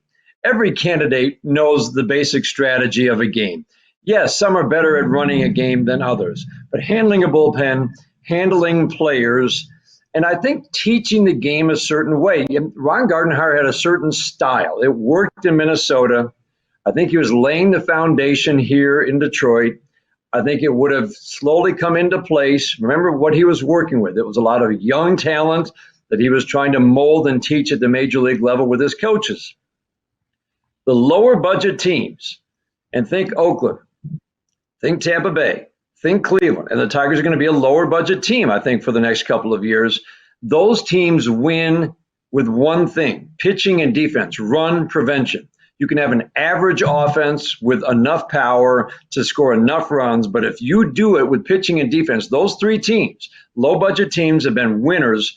Cleveland for a long time under Terry Francona, Tampa Bay the last 3 years, Oakland the last 3 years. That's how you build a winning team. And that's what I would look for, that guy who has that personality, certain style of play. You're going to pay attention to the fundamentals. It sounds boring, but I'm telling you, these teams do it on a low payroll. How do they do it? By paying attention to the fundamentals. You're not giving bases away. You're playing with a certain aggressiveness. You're putting pressure on the other team with your base running. Those are all the kinds of things. But it does get back to that personality. I mean, no knock on Brad Ausmus, but I mean, when you don't have that personality that's outgoing and you can reach players and understand players and be able to deliver that message that's accepted because of your experience and who you are, then it becomes a problem. And I think you're not going to find many like Gardy. He was one of a kind. He was amazing to me. But that kind of ability to reach players and understand players and the ability to teach, it's a lot. And it's going to take a wide search. But I think that's kind of all the things you're looking for in a manager. Well, I'll tell you what, Double D, you've convinced me. I'm going to contact Al Avila and, toss my hat in the ring. Next manager of the Tigers. I think you've come out of your shell definitely in the last year as I've watched you on this program, Art, and so I think you do have that ability to connect.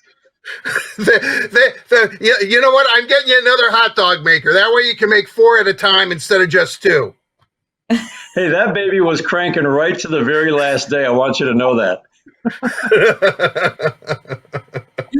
Dan, I'm going to ask you one last question, and I feel like we have probably asked you this question 100 times, but now the 2020 season is officially over, so I definitely want to get your thoughts on it. We've talked about Riley Green, Spencer Torkelson a lot on this show, and we've had a lot of Tigers make their MLB debut this season. Will we see guys like that making their debuts next season? It's a great question. I still go back to the fact that I didn't have the chance to develop this year at the minor league level. Remember, Riley Green hadn't made it to Lakeland yet, so I do think he's special. I do think the bat is special, but he'll probably start at Lakeland next year, you would think, and the hope would be kind of like this year that he ends up at Double-A by the end of the year and maybe is forcing his way onto the roster in September for a call-up.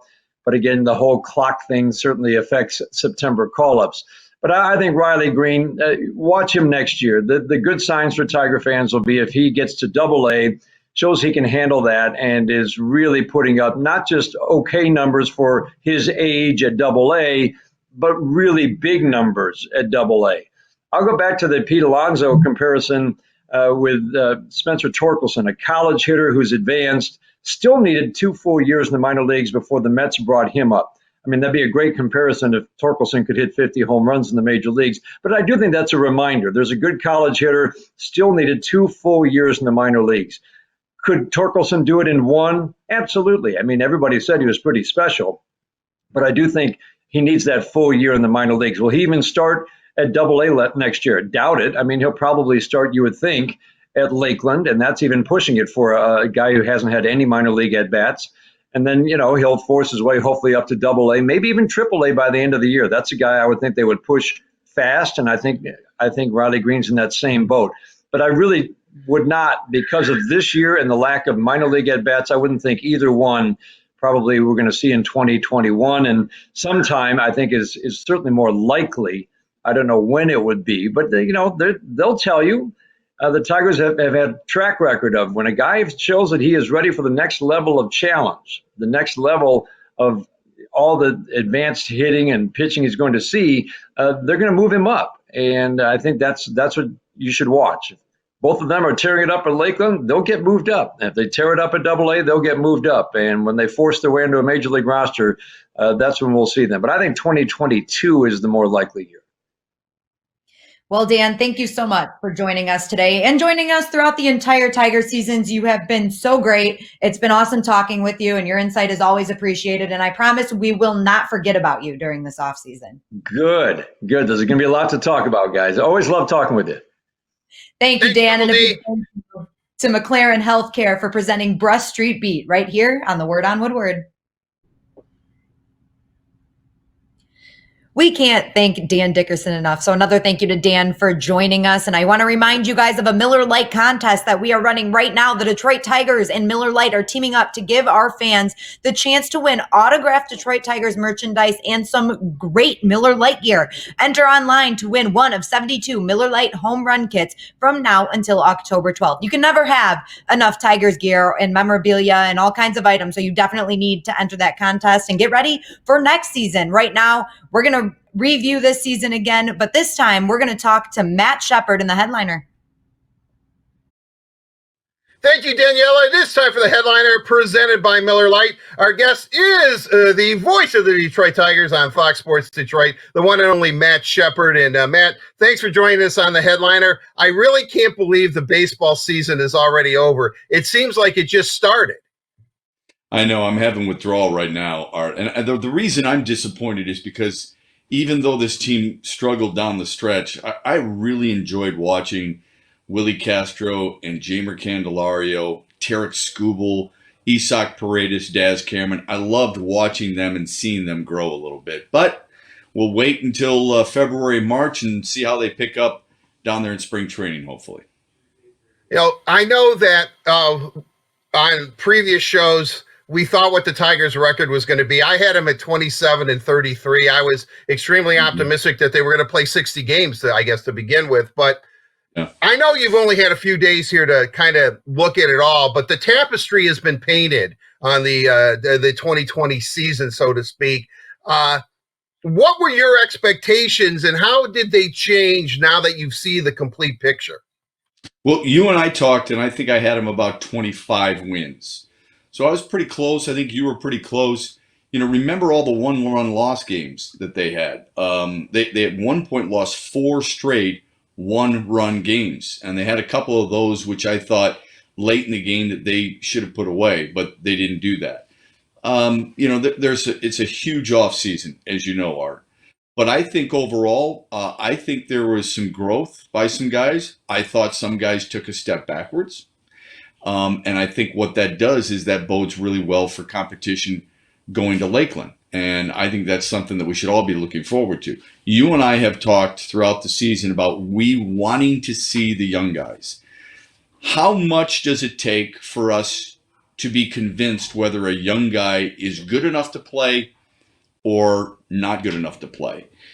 That's up to the individual. Like, for example, Jake Rogers playing 35 games a year ago doesn't tell me whether or not he can play.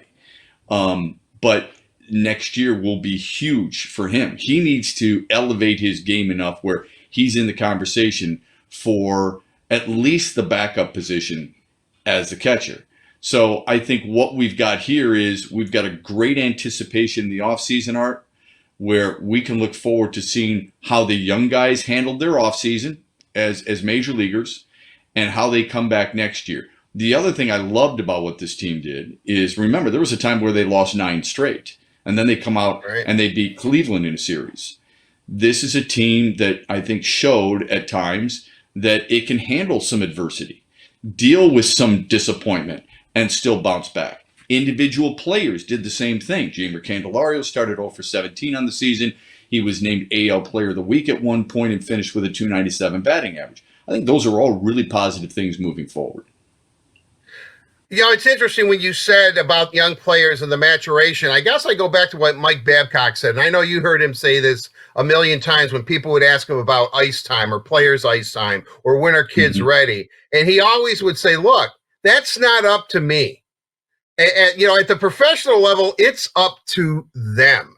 They're the ones that are going to earn it. And if they earn the ice time, you bet they're going to be out there because, you know, ultimately his job is to to win games. And going with that kind of philosophy, when I look at it, let's go to a couple of the individual players. First and foremost, I know we talked about the Candyman, and we'll touch upon him, but Willy Castro, he's going to play, I would imagine, 104 more games next year. If he's healthy, plays all of them, 162 of them. I am kind of curious, when you look at Willy Castro, do you think he has enough of a sample size where you think he has arrived? I know it's a tough question, where he has arrived, even though I do think he has to still become a little bit better fielder at shortstop. First, let me address what you said earlier, because it's a great example. You're right. The players do dictate that. The difference between hockey and baseball, they have a tendency to keep them back if the team isn't ready to compete, because they don't want to lose them to free agency in 6 years. Right. So there's a slight difference there. The other thing I used to love talking with Mike Babcock about was whether or not certain players belong in certain spots. I brought this up to him one time. I said, Brad Stewart's a really good defenseman. Why isn't he a 1 or a 2? Why not just elevate him as a 1 or a 2? And he said, because some guys are just really good where they are. In other words, Brad Stewart was a hell of a 3 or 4, depending on how you wanted to look at it, playing against certain lines. That's why he was that good. Why take him out of that spot? You and I had this conversation earlier this year. Jacoby Jones. Maybe he's just really good as a 9-hitter. Don't mess with him. Let him have really good success as a 9-hitter and be done with it, and that's fine. So with Willy Castro, I have not seen enough. I don't know how many people could possibly say they have. However, I think what we've seen warrants a much longer look for him. And that's all you can really ask for a young player. I can't sit here and tell you that Willy Castro is going to be an everyday shortstop right now. I don't think he's going to hit 367 in a full season. That's not fair to Willy Castro. But I do believe he warrants a long look. I believe he goes into spring training next year deservedly as the #1 shortstop on this team. I also know his character and how hard he's going to work on the offseason. Because if he wants to be a better fielder than a guy like Tim Anderson, who's known for his bat and not a very good fielder because of throwing errors, and oftentimes he gets off balance, and oftentimes he doesn't field the ball where he's supposed to, then Willy Castro understands he's got to work diligently on his defense. And he's done that. He did it all season long, Art. He did it in the offseason. He's ready to take that mantle as an everyday shortstop. He deserves that. But he cannot get lazy on throws. He cannot mix up his feet oftentimes the way he has, and he can't afford to be fielding the ball outside his body unless it's absolutely necessary. He's got to do what Alan Trammell and Ramon Santiago have hammered into his head every single day. Field the ball in the middle of your body and take your time, plant your feet, have good footwork, and make an accurate throw. Too many times we saw him make bad plays defensively and at the major league level with young pitchers on the mound, Art. That extends innings. That is not what young pitchers need. If you want Tarek Skubal and you want Casey Mize and Matt Manning and Joey Wentz and guys like that, you better have a rock-solid defense behind you, because these kids, the reason their pitch count climbs already is their inability to put hitters away. They learn that. They can adapt to that. But it's hard to overcome fielding errors and poor defensive play behind them. Well, right. I mean, what is it? If you're giving a team 4 or 5 outs an inning, chances are you're losing that ball game. So that's right. I mean, that's like allowing teams in football to convert 3rd and 10, to convert 4th and 3, extend drives. You can't do it, especially if you got a young pitcher on the mound. Yeah, we mentioned the Candyman, and real quickly, 0 for 16. Or 17, I guess it was. And then he closed out the year 1 for 25. But in between, he was AL Player of the Week. Real interesting case with him. I think he wants to play third. I know Miguel Cabrera has expressed interest next year playing some first base, but depending on how that all shakes out with Isaac Paredes and guys of that ilk, it's a real interesting scenario in the infield. But the Candyman, I think, has proven that he does belong. He's definitely going to be in that lineup. Just where do you think he's going to play in the infield? Well, he's got over 1,300 at bats, so I definitely think he belongs. I think that's a long enough sample size. I love, as you and I said, his ability to overcome some adversity. Where does he play? Look, I thought he was a really good third baseman for this team. But this team doesn't have any first baseman. And they don't have any first basemen in their system that are ready to elevate their game enough where they warrant consideration at the major league level. So I think he stays at first base. I wouldn't play Miguel Cabrera at first. Absolutely not. I would keep him as the designated hitter. That's just my opinion. I think Jeimer Candelario, if given the opportunity, can play a better first base. No doubt about that. I like Isaac Paredes. I like him a lot. I don't know if he's ready for an everyday third baseman gig. Then you would have to, rotate in a guy like Nico Goodrum or somebody of that ilk to play a little third base for you. But I would feel comfortable. He's going to get better defensively, I think, and I think he's going to get better offensively. I think he looks like she's shown that he's not overwhelmed at the major league level, that he belongs. And look, this is going to be some growing pains, man. I mean, when you've got a 21-year-old at third base and you got a young first baseman who's making the transition and you got a young shortstop and who knows what you're going to do at second base, you and I are going to be talking about, oh my God, I can't believe that poor defensive play. Oh my gosh, I can't believe how long he's gone through a slump. This is what happens with young guys. I mean, unless you're Francisco Lindor, right? This is what happens. I don't think Isaac Paredes or Jeimer Candelario are going to be the next Matt Chapman or Nolan Arenado, but I think they're a good enough player to warrant being in that starting lineup and maybe keeping that spot warm until a guy like Spencer Torkelson comes up and starts to kill it at the major league level, hopefully. We're going to jump all around. There's so many guys I want to ask you about, but let's get to starting pitching, which we thought was the strength of the team. Unfortunately, their combined ERA was like the second worst in all of Major League Baseball. Positives and negatives from the starting staff this year. I'm going to leave it that wide open for you, Matt. Yeah, I think the positives were Spencer Turnbull leading the team in quality starts. You're looking for more consistency from him. Will you ever get it? I don't know that. I don't know the answer to that. We all know that he has the ability. The question is, can he do it mentally as much as physically? Too many walks, right? But I think overall he was a positive. I think Tarek Skubal was a positive. I really do. I think Jose Cisnero and Gregory Soto and Buck Farmer were positives. I really like the way Joe Jimenez ended the season. He had 3 earned runs in his last 10 outings. That's not bad, right? And remember, he went through a tough spot. I have a warm spot in my heart for guys who are getting beaten up and punched out by fans and local media and then respond. Because I think it's really hard to do, especially in baseball, because the game is built on failure. I do believe Casey Mize, he'll be the first to admit, he did not perform the way he expected. Same with Matthew Boyd. So I think, and likewise for Michael Fulmer, although I look at Michael Fulmer's season more as a situation where he was rehabbing. It would be like he was rehabbing in Toledo. I think they found a spot for Daniel Norris. I think him coming out of the bullpen, I know he wants to start, but him and Tyler Alexander coming out as long relief guys are a perfect spot for them. I would like a right-hander to be able to do that as well. But overall, I think that they've got spots on where they can fit, and then, you're looking at a situation. Ivan Nova's an incomplete. Al Avila's probably going to have to sign a free agent pitcher. Who that is, I'm not sure, but you're probably going to need somebody to finish up your staff. I mean, next year you're going to have Matthew Boyd, Spencer Turnbull, Tarek Skubal, question mark for your starting rotation as it looks right now. Right.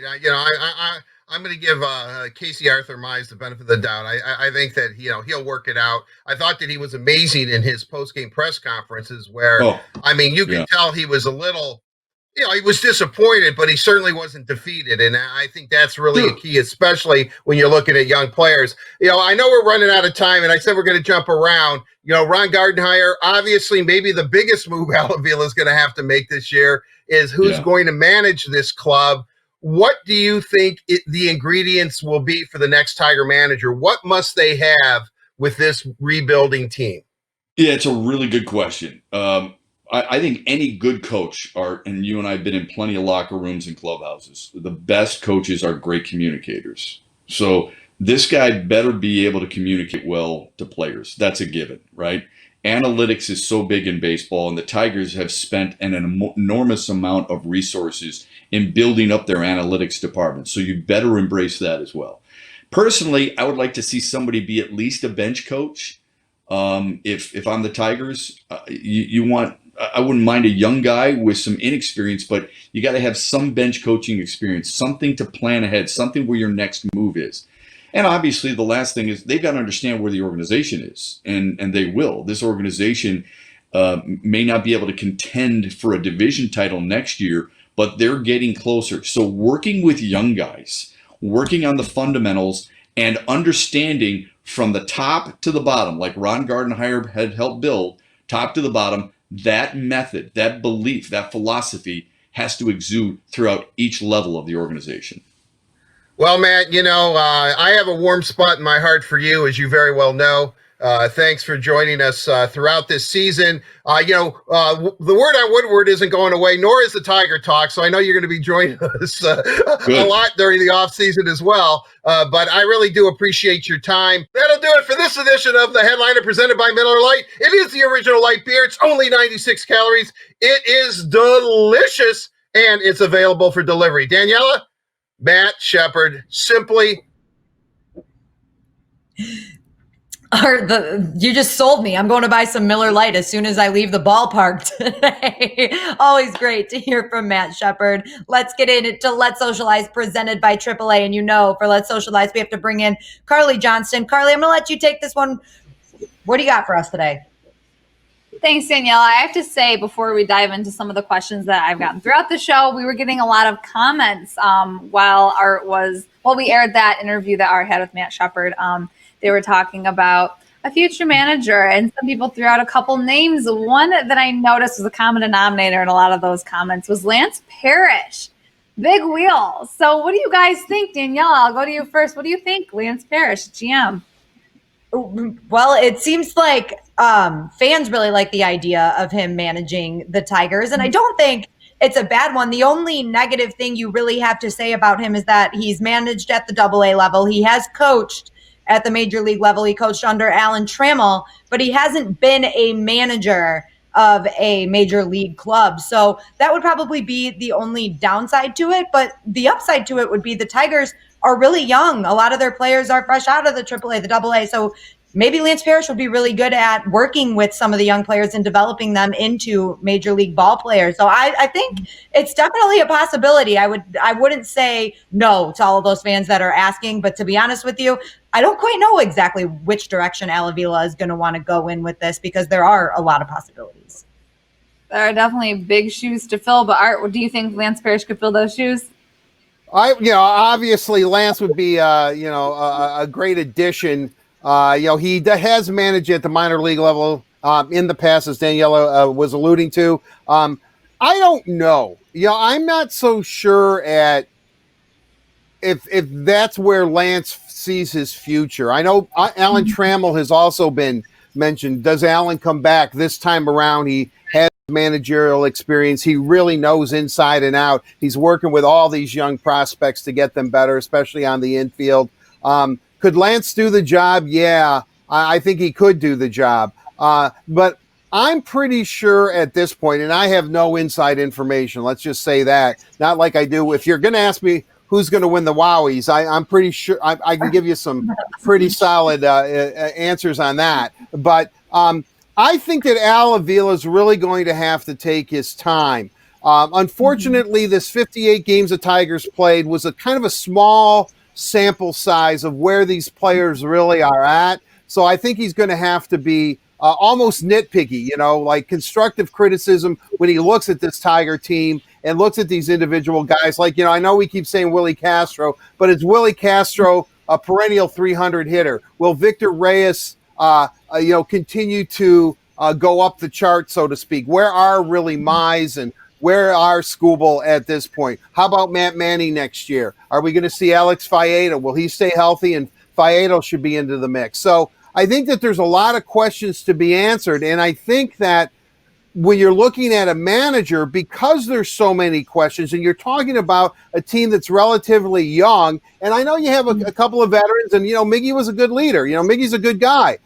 So with all that said, I am pretty sure that one of the criteria will be managerial experience already. Somebody who works well with young players, somebody who was able to take the team and kind of mold in with them, and be a good sounding board. It's until you've how many times, when they need, when they need a Carly pat on the back, or when they need a Daniela kick in the butt, somebody who's going to do that. So I think it's probably going to be somebody who has managerial experience. I really do. I know H is mentioned all the time too, but that's what I think. So, as much as I'd love to see the big wheel back, old number 13, probably not going to happen. Got it. All right. Love that answer. You guys were both kind of like, I don't know. Could happen, couldn't happen. So never really landed on a full decision, but I'll take what I can get at this point. All right, Art. We have our first social question to you. A fan wanted to know, well, I guess a fan is stating and then wanted to know, Victor Hedman won the Conn Smythe Trophy last night, as we saw. Will Mo Seider lift that trophy one day? What do you think? Well, he has the potential. He has the potential to do it. He really does. I think Mo Seider exceeded Red Wings' expectations. You're saying, well, how could he exceed expectations? He was a 6th overall pick. Obviously, Steve saw something in him. He did see something in him. But as I alluded to, I think on even the last show, I know the Red Wings were apprehensive about what he was going to do in the AHL. Because they were afraid that it's a real physical league. It's the second best league in the world. Guys are trying to prove that that they deserve a call up, or guys are trying to prove that they still have it, that that they're still NHL caliber players. And so everyone's really, really playing for something. I've heard people tell me they think the AHL, as far as competition and just the fierceness of the competition, that it's probably even more intense than an NHL game. But that's debatable. But with that said, they weren't sure how Mo was going to react. And they were hoping to get 15, 16, 17, 18 minutes, something like that, per game, and that he could take the physical play, could take the physical pounding. Not only did he take the physical pounding, he dished it out, and he was averaging like 27 minutes a game for Grand Rapids. Yeah. So Mo Seider can do it. Obviously they're going to have to surround him, and Steve will do this with better players. And could Mo Seider be the Conn Smythe winner someday? It is not out of the realm of possibility. No, sir, not at all. Look at this is a great. Yep. It was an interesting moment last night watching them skate around with the cup, and then now here having them with the Conn Smythe Trophy without any fans. It's a bummer, but it is what it is in this season. So moving on, Danielle. Yes, I was just going to say, how about Hedman next to Gary Bettman? That was right. Oh my God.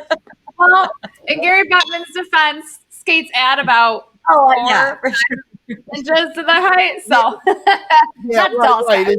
We'll give him some slack. There you go. I mean, that's what I look like next to the players.